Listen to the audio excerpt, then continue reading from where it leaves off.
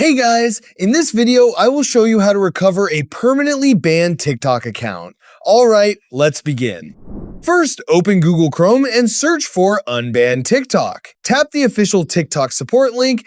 Once you're on the page, look for the option to report a problem or contact us to submit an account recovery request. Next, choose account ban or suspension as the topic. Enter the email address linked to your TikTok account along with your username.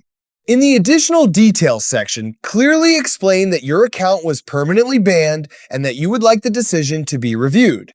If you believe the ban was made in error, mention that politely. Then send your request and wait for TikTok's response through the email address you provided. Keep an eye on your inbox, including the spam folder, as replies may take a few days depending on support volume. So that's basically how you can recover a permanently banned TikTok account. That's it for this video. Thanks!